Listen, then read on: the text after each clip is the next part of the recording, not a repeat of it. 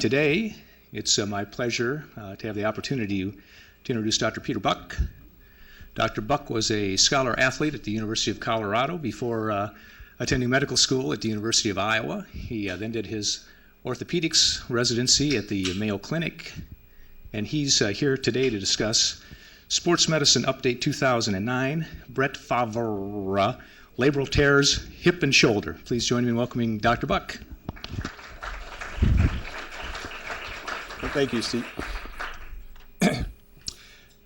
Well, first, I got this message on my desk today, and I was a little bit surprised, but I was really pleased. It says, from my nurse, it says, do you want Dr. Galarski to pick Brett Farr up at the airport today? So I called Chuck and I said, you bet. Let's get him here. So today we're going to discuss some aspects of Brett Farr's shoulder, and about every other year I do a sports medicine update. Fall season's upon us. We got football going on, we got girls and women's volleyball, cross-country track, and with that comes a slew of injuries. And so there's a lot of excitement from spectators and athletes alike. In previous updates, I've talked last time in detail about ACL injuries and about the so-called microfracture technique for articular cartilage injuries. We talked in previous times about turf toe, Jones fracture, clavicle fractures, stress fractures, hamstring injuries, AC joint sprains. So those are some of the topics we've had before. Now, interestingly, 2 years ago when I gave this talk, the case report at that point was about a college running back from the University of Oklahoma that sustained a clavicle fracture when he played Iowa State, even though it was in the fourth quarter and they were up by 20 points, and he broke his clavicle, bad clavicle fracture. And because of it, he wasn't able to compete for the Heisman Trophy that year and probably would have won it. Goals of today's talk are to understand the detailed anatomy of shoulder and hip joints with emphasis on the labral structures, and to understand the pathoanatomy of different shoulder and hip injuries. And this will let you read and interpret injuries in the sports pages that much better, or if you like to listen to ESPN or read Sports Illustrated, and many of you are involved with fantasy football leagues, and I understand even some women are getting hooked on fantasy football, so I'm going to give you some skills today to help set up your teams. Now, another thing I won't do this time is I won't take a dig at that small college to the eastern part of the state whose star running back, it took them apparently 4 months to obtain an MRI scan to figure out he tore his ACL. But I won't take a dig at them because they have to worry about Penn State this week. So what we can learn from Brett Farr's shoulder. Well, there's quite a circus over the last 6 months for Brett Favre, and would he retire, would he not retire, who cared? But apparently a lot of people cared because it really consumed all the sports medicine talk shows. And so even early this summer or in May, he kind of said, well, should I play, should I not? I've got a bum shoulder. And so he kind of knew he had to do something about it in order to let him play this fall or have any chance to play. So there's been a big media circus, and he now wears the purple of the Vikings and has done okay so far. And at least at this point, no one is having the fat lady sing for Brett. Now, I have a disclaimer. All this information about Brett Favre is gleaned from public sources. No HIPAA laws have been violated. And where facts have been sparse, I have taken every liberty to fabricate them. So with the case study, back in May, Brett had described pain with overhead throwing, couldn't throw a deep route, no zip on the football. He'd have a catch with certain movements of his shoulder, pain with heavy elbow curls, biceps curls, and pain with sleeping on his right shoulder. So we've got your little clickers there hopefully, and you can read through these things. What's the likely pathology? Torn rotator cuff, short head of the biceps, labral injury, subacromial osteophytes, all of the above, A, C, and D. So we'll let you folks enter some responses.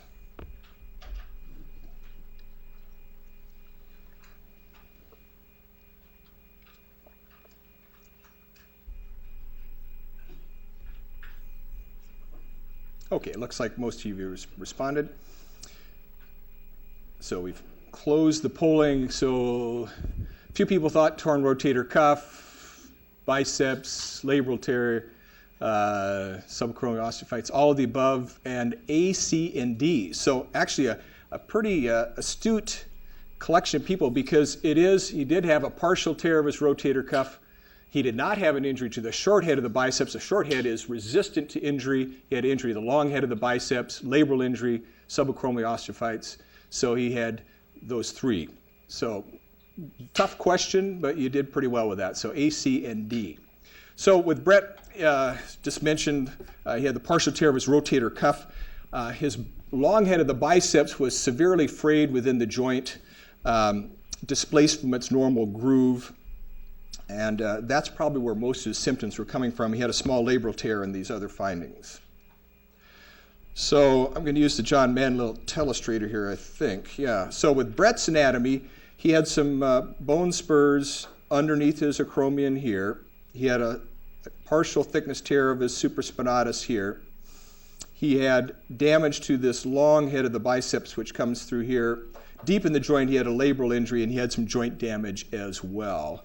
So just to review the rotator cuff anatomy, in fact, this slide's not going to be the key slide here, but this will serve as a starting point. Here's the shoulder. This is the subscapularis muscle, which turns into a tendon here, attaches to the lesser tuberosity. Supraspinatus comes over the top. Then behind is the teres minor and the infraspinatus. And it's these tendons that go over the ball of the shoulder that become a continuous tendon or tendinous cuff, or some of my patients will mispronounce it as the potato cuff. So that's what the rotator cuff is. It's the tendon part that's usually involved. So now let's just go through some basic anatomy here. This is the external anatomy. So we have our trapezius here, deltoid pectoral muscle here, the serratus anterior, which is very important for scapular stabilization, biceps. So that's the external anatomy. Again, this shows the rotator cuff from in front. And we talked about in the front subscapularis, in the back infraspinatus, teres minor, and supraspinatus. Now, the rotator cuff function is that it guides the shoulder with its complex rotational movements. The glenohumeral joint, the shoulder joint, has more range of motion in it than any other joint in the body. It's a very complex joint. So the rotator cuff guides the shoulder. It decelerates the arm and shoulder with a throwing motion. And the key thing is, with every movement of the shoulder, there's an active muscle in the opposite direction that must balance the movement. So coupling of muscles is very important. So deeper on inside, here's this subscapularis. It's multi-pennate type muscle, turns into this tendon, attaches right here to the lesser tuberosity. Here's the latissimus coming up and attaching. Teres major comes over here. We won't talk much about those. Supraspinatus comes over the top. And then as the shoulder is elevated, there's a lot of action between the supraspinatus and the acromion in the so-called subacromial arch region. The back of the shoulder, first this is trapezius on this left side. This side, that's taken away. You got your levator scapula, your rhomboids, but we're going to focus through here. This is your supraspinatus, infraspinatus, teres minor. So those are the posterior muscles of the rotator cuff. Again, they form a confluence of tendons all around the shoulder. And if you open up the shoulder, this area here is just a white tendinous cuff. Now, the bird's eye view of the shoulder, I think, is interesting. So we got the supraspinatus, which comes over the top of the shoulder. The point of rotation of the shoulder is right about here. So the supraspinatus just elevates your arm. The subscapularis, because the point of rotation here will internally rotate, and then the teres minor and infraspinatus attached on this side will externally rotate. The rotator cuff viewed from within the joint is this white tendinous structure, and this is a healthy looking rotator cuff. Now, the biceps anatomy is very interesting. The long head of the biceps passes through a fibrous tunnel of the bicipital groove of the humerus, and this is between the lesser tuberosity and the greater tuberosity with a fibrous layer over it. It then enters the shoulder joint, passing between the subscapularis and supraspinatus, and attaches to the supraglenoid tubercle, or the upper edge of the joint labrum. And of the two tendons proximally, it accounts for almost all biceps pathology. So just briefly, here's the short head that comes up, attaches to the coracoid process, and does not go into the joint and is rarely injured. This is the long head over here. And then just a little more detail, you can see this fibrous roof over this bony tunnel that the tendon passes through, lesser tuberosity here, greater tuberosity here, passes into the joint. Now, the anatomy I think is really interesting in the joint.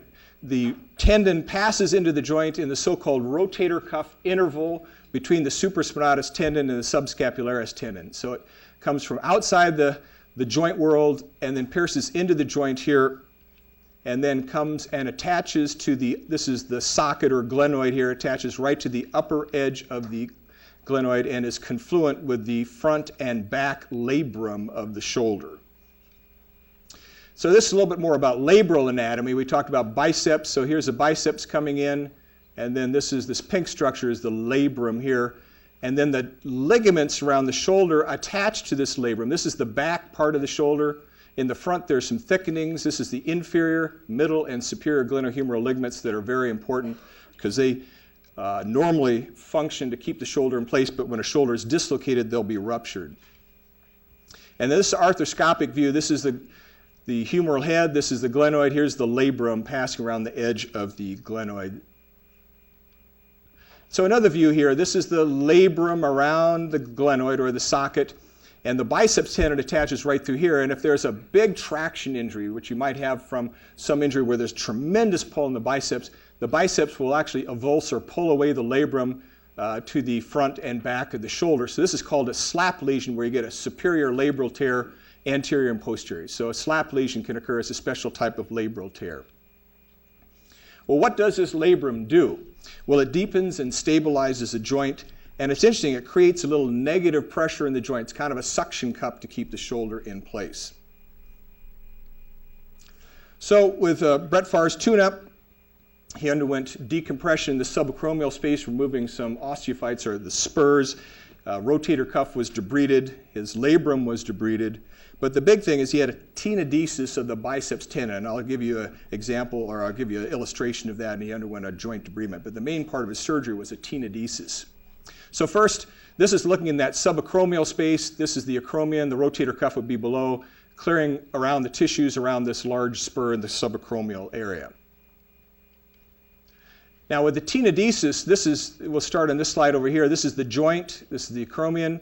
Here's the long head of the biceps, and Brett's tendon was very frayed and almost completely detached right here where it attaches within the joint. So what's done surgically, a scope's put in there. About the last inch and a half is resected, and then an incision is made. You pull that tendon out of the joint. You make a little keyhole here in the proximal humerus, literally put a little knot in the biceps tendon. That gets inset into this keyhole and then anchored with a suture anchor. Of course, you need to tension this correctly. But instead of the biceps, which starts or ends down here, coming up, going through the joint, it comes up and attaches to the upper end of the humerus. And so the biceps function is still maintained. You just don't have that part that goes into the joint. And very little function is lost with a tenodesis. So overall, Brett has had a fairly big operation. He's really not had his labrum completely treated. His rotator cuff was debrided and not repaired. He's got biceps issues. His joint's not so healthy, had bone spurs, and I think his prognosis is one good season. So whatever that means. So we'll move on and talk more specifically about labral issues both in the shoulder and the hip. The function of the labrum in both these joints, it extends the edge of the socket, increases the surface area and depth, maximizes joint congruity, enhances stability by maintaining a negative interarticular pressure. It resists, it allows a resistance for the ball to shift laterally in the joint, and the labrum has a lot of nerves into it, so it innervates the joint, and so you get a lot of feedback from your joint from these proprioceptive fibers. Now, I won't go into details here, but there's been a lot of talk about labral tears in the pros, and just to go through some of these, an all-star basketball player, Jameer Nelson, had a shoulder labral tear. Alex Rodriguez, baseball player, had a hip labral tear, and then all these assorted athletes had issues just this year. And some other notable athletes, Greg Norman, Michelle Kwan, had hip labral tears. So it's in the news. So with Jameer, he injured it on the 2nd of February, and it says here, dislocated his right shoulder and suffered a torn labrum. So that's a common mechanism. And he underwent surgery, and he'll be out 4 to 6 months. And here's Alex Rodriguez, had arthroscopic surgery at Vail to repair a torn labrum. Now, it's interesting, he returned 8 weeks later. He probably just had a little debridement of his labrum. He got back, I think he had a home run at his first at-bat, and then he kind of fizzled this season. I think he'll probably go back and have some repair work done because he just had a debridement earlier this year. Now, the shoulder and hip are different. If you have labral issues in the shoulder, this leads to an unstable joint, pain and loss of function mainly from strength, rarely arthritis, sometimes a lot of biceps-related issues. In the hip, it'll lead to pain and catching, but over time will ultimately lead to arthritis. So we'll talk about the shoulder labrum, and you can get your clickers out here. So shoulder labral injuries are most commonly associated with glenohumeral dislocation, shoulder separations, rotator cuff tears, biceps tendon injuries, and glenoid coracoid dissociation.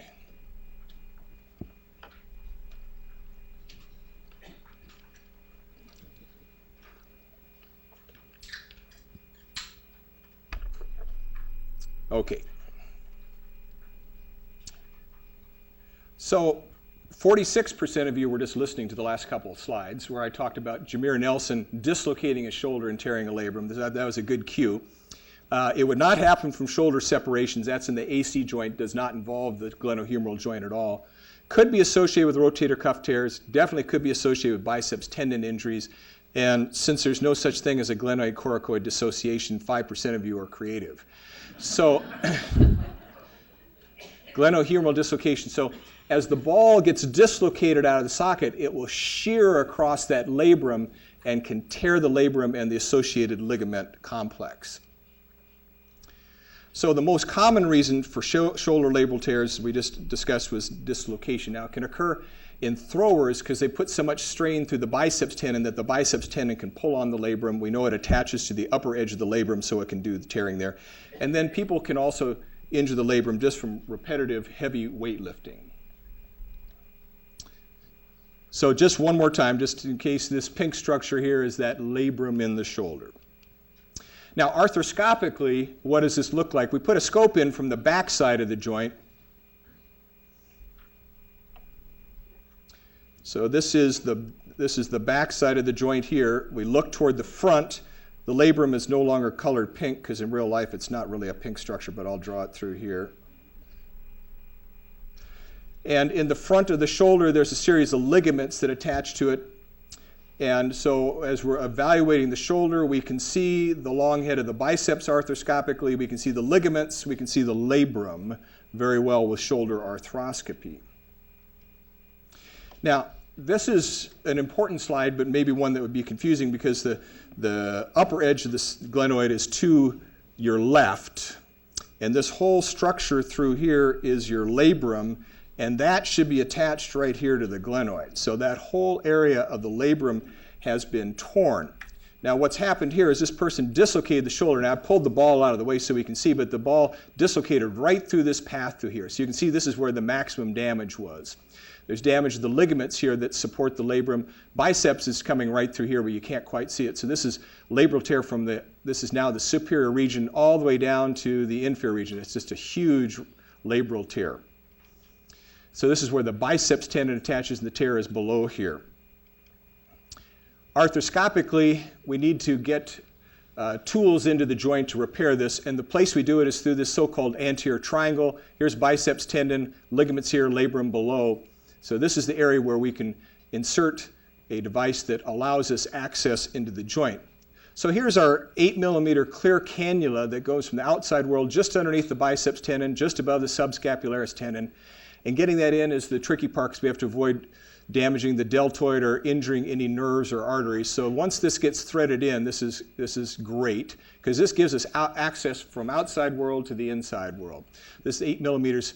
To repair these, we need to put in a burr first, which roughens that edge of the glenoid so that the labrum will adhere to it. We then use a special device that passes suture through the labrum and the ligaments to kind of lasso it. Then we have to ultimately drill into the bone here and place an anchor going into the bone with the sutures attached to it that then lassos and tightens the labrum. So here's this anchor being driven into the bone, sutures around it that will lasso around the glenoid labrum, and this is our first stitch that goes in. And so this is a very rigid stitch. This goes around the labrum. It gets inserted into the bone. So this labrum must be attached rigidly. And so this is a big tear. About 4 of these were put in. There's the first one. Put a second one here. I'm getting ready to put a third one in here. And that buttresses the labrum back to the glenoid as it was before. Now, arthroscopic repair for these type of problems of shoulder, I think it's a great new advance. It may well become the first line of treatment for young athletes who dislocate their shoulder. Presently, we make an athlete dislocate their shoulder and then again and then again. After 3 times, we kind of say, well, maybe it's time to do something about it. But I think if we do it early, we can repair it arthroscopically. And I think in another few years, people that dislocate the shoulder, if they have a labral tear, will get fixed right away and then not go through the repetitive dislocations. Because if you're less than 20 when you have your first dislocation, you have a 90% chance of having recurrent dislocations. In the operating room, it's kind of a 3-ring circus. My trusty nurse Brinkmeyer is there as always, and an assistant. So there's 6 hands going through all these cannulas, passing sutures, drilling. It takes a good team to do this type of repair. And we have such that at Mary Greeley. Now the benefits is that it's a much less painful rehabilitation. It's an outpatient surgery because the other technique is to cut through a number of muscles to get into the shoulder, to get down and do the repair. And of course, because of that, it takes, first of all, it's a lot more painful, and then the recovery is more arduous. But it still takes time. I mean, the labrum needs to heal. This is a cartilaginous structure. It's not going to heal quickly. You saw with that pro basketball player, they said 4 to 6 months. So it's not a quick fix. Now, we're starting to use it for more and more football players, but we're still a little hesitant because that's a high collision sport. We don't know if this is quite as strong as a standard repair, but I think the studies are starting to show that it's just as good as opening up the shoulder. So we'll move on to the hip. So get your clickers handy again, and what sport is rarely associated with hip labral tears?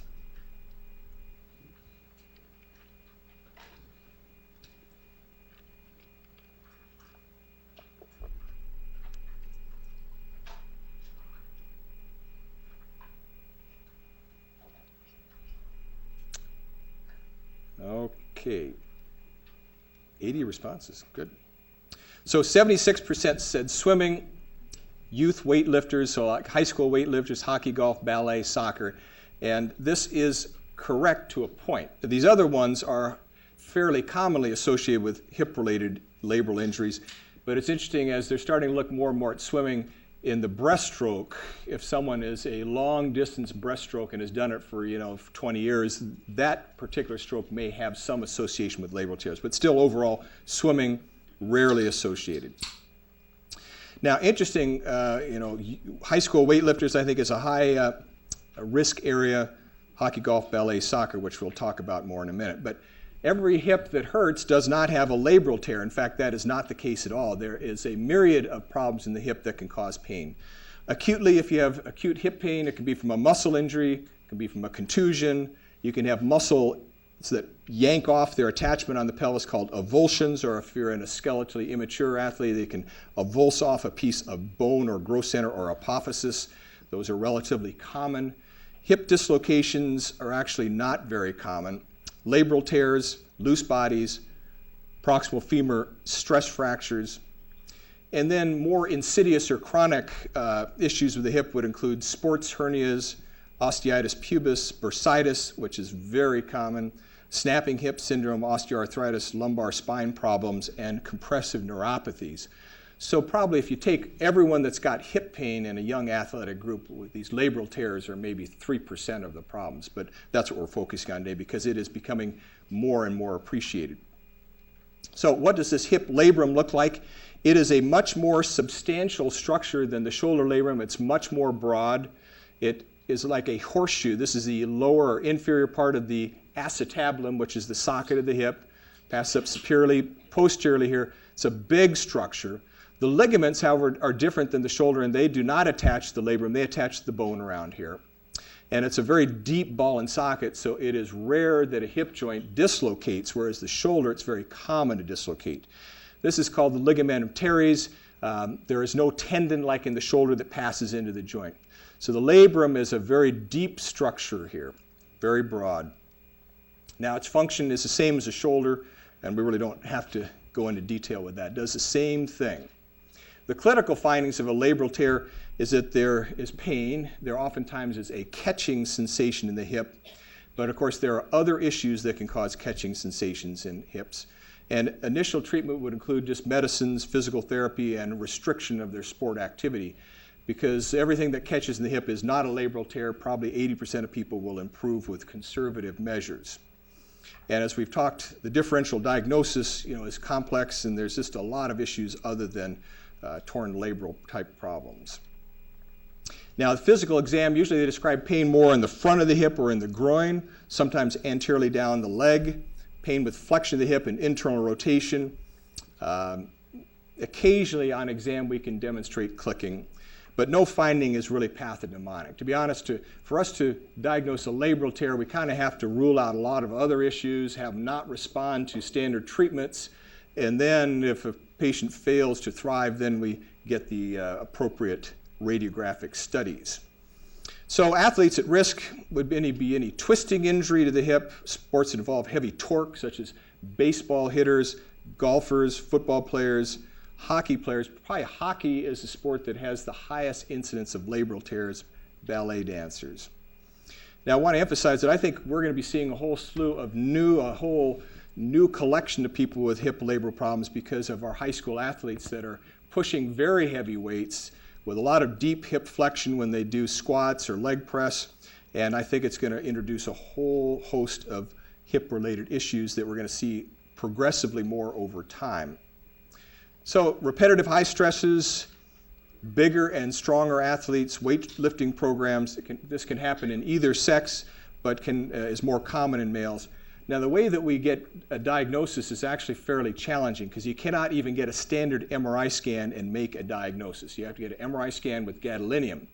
So this is a very kind of tricky test. We have to send a person over to X-ray. They've got to go to one part of the department where a radiologist under fluoroscopy gets a needle into the joint, which is tricky, injects some gadolinium, then they march the person over to the MRI unit and they get an MRI scan. So it's not only painful, it's time-consuming, and it's very costly, so we want to be careful we just don't order these tests for anyone. But it is the way of making a diagnosis. Now, the types of tears are interesting. A lot of this from trauma. You can get it from football, from a single injury, but a lot of these injuries are kind of from chronic issues in the hip that then ultimately tear the labrum. And there's two anatomic quirks. One's called impingement or femoral acetabular impingement. The other is hip dysplasia that can cause problems. We'll talk more about those. And others, if you've been traumatizing this hip joint for years, can just be from degeneration. Now, I'll lower these lights here for a second so we can see this a little bit better. But this is a hip MRI with gadolinium. This is the femoral head. The little white streak here is the dye. The dark is the labrum. And the tear in the labrum is this little teeny white streak right here. So this little teeny white streak in this particular person is highly significant and has a labral tear that is causing substantial sports-related problems. So it just points out these things that are so significant oftentimes are extremely subtle on MRI. Now this is an interesting person. In fact, this Iowa State athlete I even saw back this morning for a follow-up, but he's got a lot of pain in this left hip, and his regular x-rays really look pretty normal. This is an MRI scan with gadolinium. He's got dye in there, that's the white. And so this really looks pretty normal here. There's nothing pretty remarkable here. But he's been through the 6 months of alternative treatment, anti-inflammatories, injections, restriction of activities. And what's going on with him, even though it is extraordinarily subtle, he has what we call femoral acetabular impingement. If you look carefully at the ball here, it has a nice curved surface here going into what's called the neck.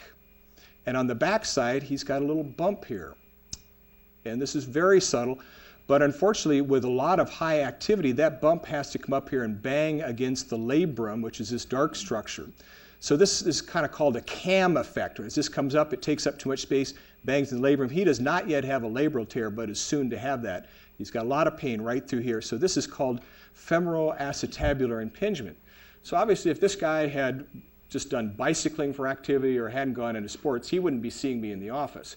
But because he's a high Division I athlete pounding on his hip all the time, he is likely to have some major issues here over time. Now, the other one that I mentioned is dysplasia.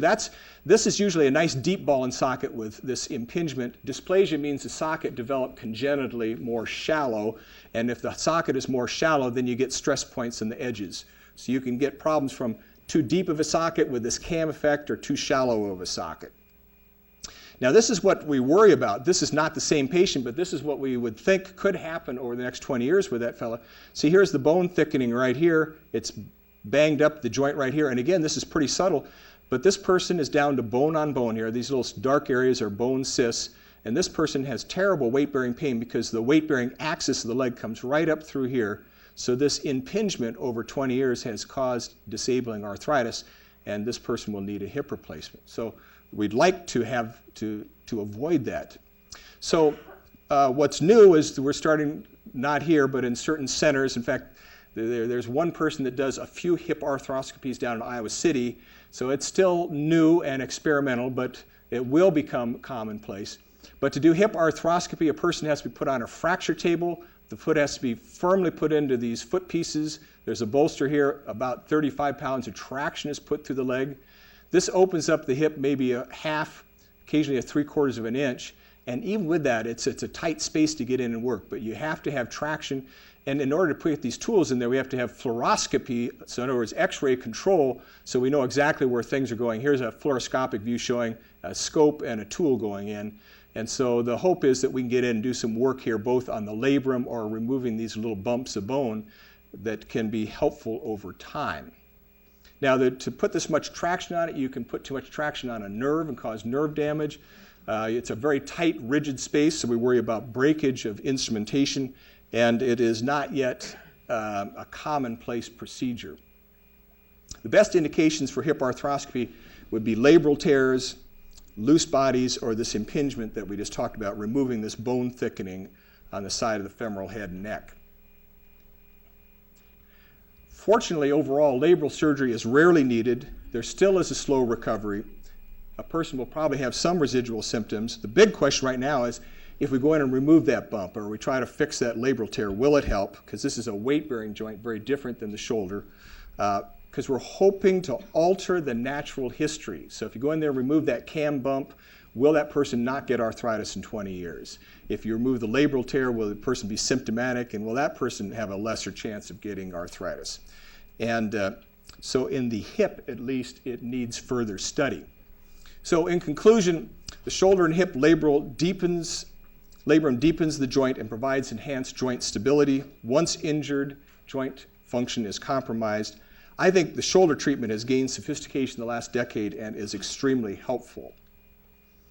Hip labral tears are just now being recognized as a significant issue. Because of this MRI scan with gadolinium, there's better ways to image, and hopefully will give us an accurate diagnosis, because there's 50 things that can cause hip pain. We don't want to be putting scopes in hip joints unless we have a very precise diagnosis. And then we hope that treatment will create a pain-free hip and lessen chances for later arthritis.